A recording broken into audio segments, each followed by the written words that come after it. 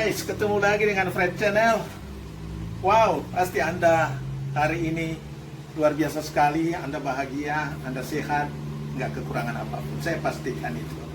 Iya, dan pada pagi ini saya kebetulan ada di tempat usaha saya, yaitu tempat usaha penjualan bunga, kemudian produk-produk pertanian, pupuk dan segala macam seperti yang Anda lihat di sini. Nah, ini yang sedang saya lakukan. Saat ini belum bisa dibuka karena keadaan di luar belum memungkinkan. Oleh karena itu saya sedang mempersiapkan ini. Anda lihat bunga-bunga sudah lumayan banyaknya, sedangkan sedang ada pergantian media dan sebagainya. Kemudian ada yang sudah mulai berbunga, kemudian sudah tumbuh dengan bagus, tinggal waktunya akan dibuka lagi sehingga proses usaha ini bisa jalan seperti yang saya inginkan. Pada pagi hari ini saya membawa Anda bukan hanya bicara tentang tanaman hias saja, tapi saya mau memberikan sedikit informasi tentang bagaimana kita membudidayakan tanaman belimbing asam yang kita sebut dengan belimbing Aferua belimbing. Jadi belimbing asam ini punya manfaatnya banyak sekali, teman-teman, mulai dari daun, kemudian kita lihat juga dia punya bunga, manfaatnya, kemudian apalagi buah. Ini manfaatnya banyak sekali. Kemudian saya akan bicara sedikit tentang bagaimana kita membudidayakan belimbing ini. Nah, mari saya ajak teman-teman kita ke kebun, ke halaman rumah saya untuk melihat seperti apa belimbing asam.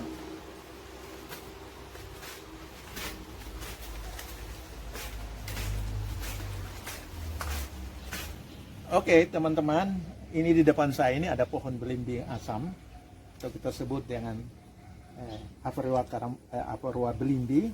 Ini buahnya tidak ada. Ini kebetulan tanaman ini sudah lama, sekitar 5 tahun saya tanam di tempat ini, dan karena pohonnya sudah besar, diameternya sudah besar seperti ini. Coba Anda bayangkan ini sekitar berapa senti? Lebih dari 10 cm, ya, kalau lebih 15 cm mungkin ada. Dan ini karena sudah terlalu besar, maka saya melakukan pemotongan, topping batangnya sehingga dia sudah tumbuh seperti ini. Ini sudah berapa kali saya tebang, ini tebang lagi, kemudian muncul cabang-cabang yang banyak ini seperti ini. Jadi ini struktur pertumbuhannya akan seperti ini, dia akan bercabang dan bercabang dan bercabang, ya. Kalau saya pangkas lagi di sini, dia akan bercabang terus. Jadi ini bagaimana kita bisa membentuk dia dari mengatur pembentukan cabang dan melalui pemangkasan. Jadi teman-teman lihat sini, inilah yang namanya tanaman belimbing asam. Buahnya kebetulan belum ada, ini baru baru dipangkas. Nah, ini buahnya seperti ini, ya. Jadi ini buah belimbing asam. Ya, kemudian bunganya dia agak kecoklat-coklatan, ya, biasanya menempel, dia bergerombol pada batang, terutama pada batang ini nanti akan ada buah banyak di sini, baik batang utama maupun cabang-cabang yang ada dia akan nempel di sini. Kemudian bunganya agak coklat-coklatan, bergerombol, buahnya akan bergerombol banyak sekali. Nah, kemudian teman-teman lihat sini bahwa seluruh bagian tanaman ini ada manfaatnya, yang mulai akar, kemudian batangnya juga. Ini bisa dibuat kayu api, bahan bakar dan sebagainya. Kemudian daun ini juga punya manfaat yang banyak. Manfaat untuk baik di dapur maupun untuk manfaat kesehatan punya manfaat luar biasa sekali. Kemudian apalagi buahnya yang punya manfaatnya banyak. Ya, dahulu saya ingat bahwa nenek moyang kita sudah menggunakan belimbing asam ini terutama di dapur dan sebagainya, bahkan di Aceh ini terkenal, dibuat sebagai salah satu produk yang luar biasa, dikenal di sana belimbing asam ini.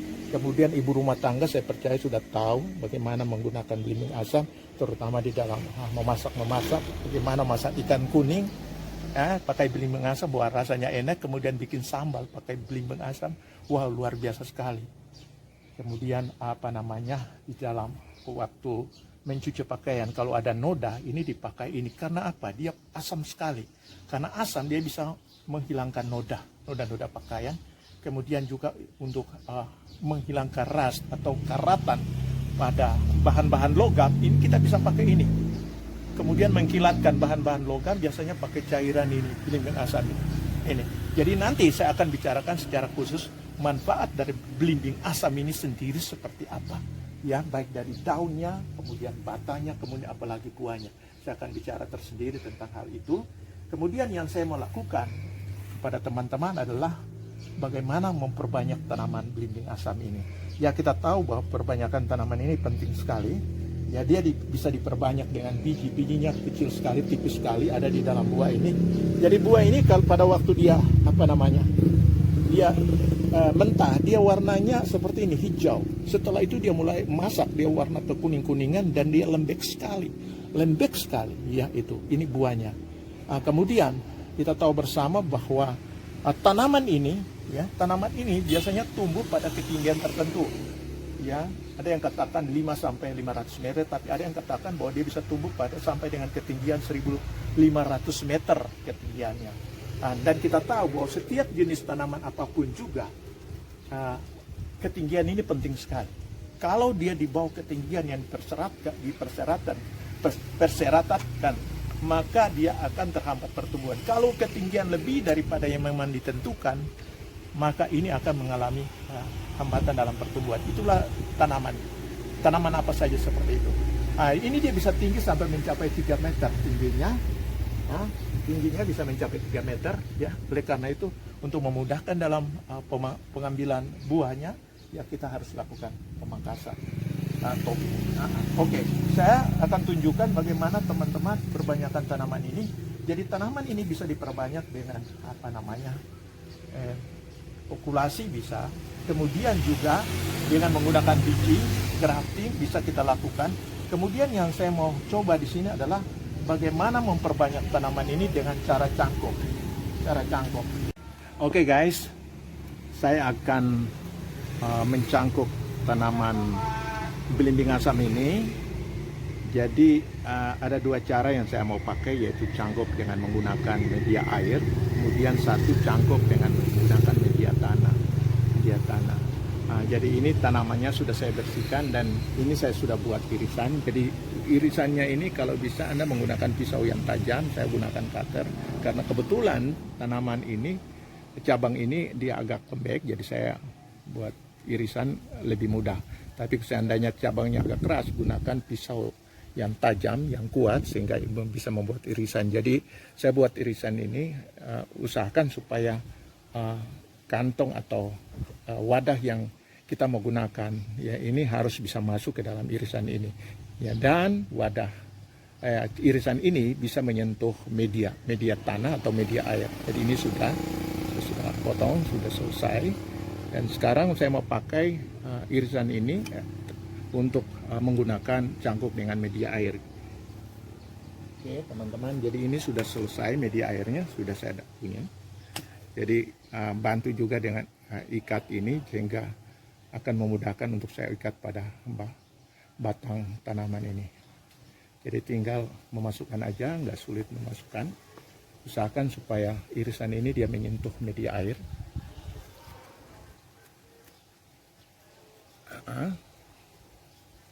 Ya.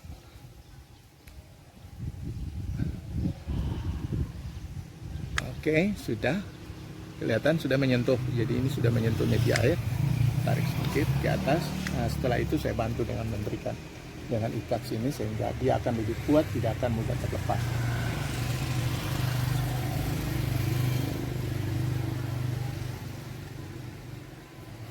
Ya, ini sudah saya ikat. Cukup. Ini sudah kuat sekali, dia tidak akan mudah terlepas. Nah, tinggal saya tambahkan air lagi di sini sehingga usahakan bisa penuh. Jadi usahakan supaya irisan ini bisa tetap terendam air. Nanti akarnya akan keluar dari irisan yang ada ini, akan keluar dari sini. Setelah akarnya banyak, saya akan potong di bawah ini dan saya akan tanam di dalam polybag untuk merangsang pertumbuhan akar-akar baru lagi. Sehingga pada waktunya saya akan pindahkan ke lapangan. Oke teman-teman, itu. Kemudian yang berikut saya akan menggunakan media tanah. Jadi tanahnya sudah saya siapkan, ya kita lihat. Oke teman-teman, ini saya sudah buat irisan, jadi perhatikan irisannya ini juga harus usahakan supaya apa namanya, dia lebih mudah untuk memasukkan media tanah ke dalam irisan ini. Ya, jadi nanti akar-akar juga akan tumbuh di sini ya. Setelah terbentuk kalus, kalus itu adalah hasil penimbunan karbohidrat yang terlihat dalam bentuk tonjolan-tonjolan pada kulit ini. Setelah itu akan keluar akar. Oke, saya gunakan media tanah. Saya siram dulu media ini.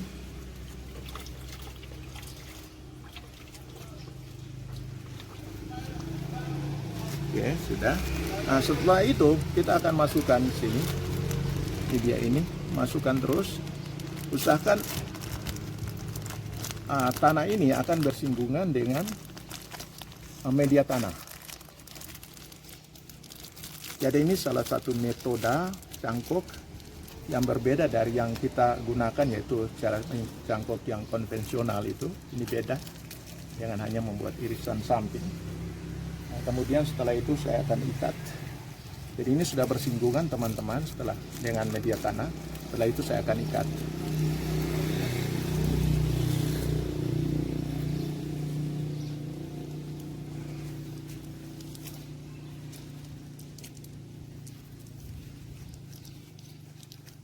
Ya, saya ikat dulu.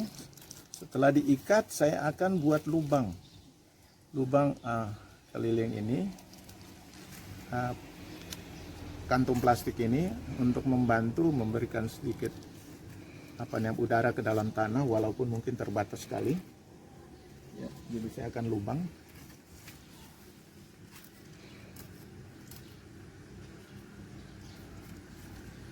Ya, jadi setiap saat Anda bisa monitor pertumbuhan akar ini. Ya, kemudian nanti untuk pemberian air kita bisa menggunakan sedotan, kita masukkan ke dalam sini. Ya, ambil contoh seperti ini. Ya, nah, di sini kita pompa dengan menggunakan aquavit botol itu, kita pompa masuk ke dalam sini, membantu kalau memang dia kering.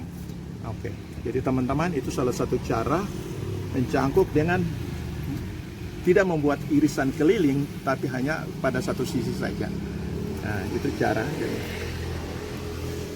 Oke, jadi itu cara mencangkuk yang sudah saya jelaskan tadi teman-teman semua. Dua cara, yaitu cangkuk dengan menggunakan media air dan cangkuk dengan menggunakan media tanah. Jadi silakan teman-teman praktekkan sendiri bagaimana caranya. Silakan ya, mungkin lebih menyempurnakan lagi apa yang sudah saya lakukan kepada teman-teman. Kalau ada komentar silakan, tapi jangan lupa subscribe ya, jangan lupa.